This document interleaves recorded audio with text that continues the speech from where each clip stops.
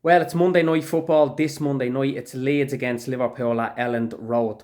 Before we played Arsenal on Sunday, Leeds kicked off in the earlier game against Crystal Palace, and they were absolutely awful.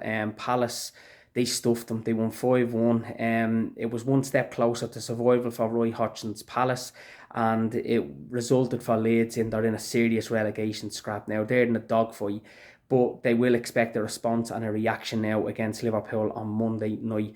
Liverpool have been very inconsistent away from home. At the best of times, we've been awful away from home.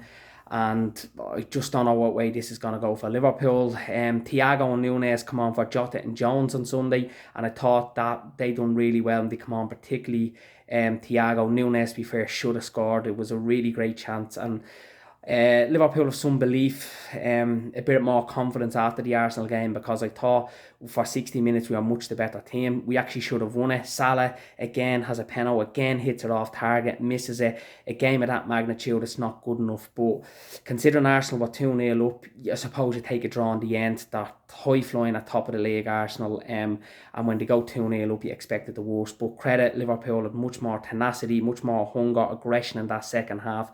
And in the end, I felt we should have won the game, but plenty of positives to take from it. But in the grand scheme of things, the result didn't really matter, because the highest Liverpool will get this season, in my opinion, is fifth place, which will result in no Champions League football, unfortunately, because we won't get into the top four. I think that's just a stretch way too far now when you look at the Premier League table.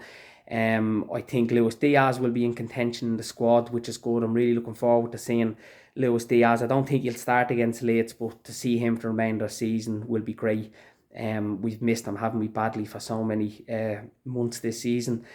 Tuesday night, news broke. The one reporter I did believe when I did break from him was Paul Joyce, the only reliable one that I would take serious. That look, Liverpool are not going to be pursuing to sign Jude Bellingham, which is an absolute shambles. It just doesn't make any sense for me. And to sign Jude Bellingham makes so much sense for me.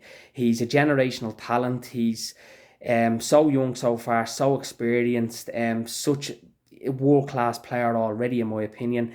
He's for the now, he's for the future. He's a player that is well worth investing big money into.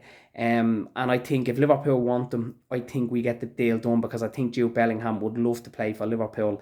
The only reason that I can see us not signing him that would make sense would be that Jude doesn't want to come to Liverpool, doesn't want probably a year in the Europa League. But I don't believe that. The timing of this is absolutely awful. Before the window opens, it looks like an absolute shambles from us already, and we don't have a sporting director in place. We've seen this happening so many times before under FSG.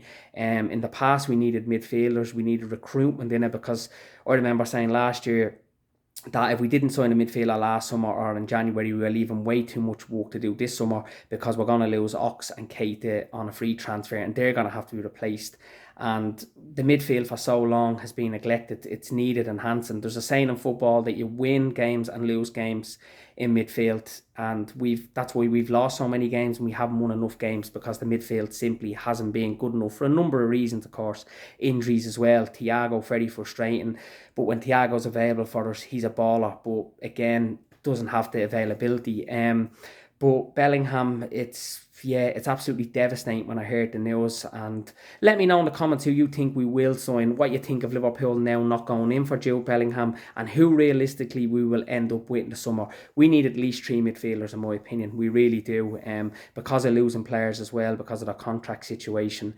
But yeah, look, the owners have to match the ambition. The owners are going to have to support and help Jurgen Klopp more, because he is a generational manager, the best of my lifetime. And when he leaves Liverpool, he'll be one of the greatest ever Liverpool managers.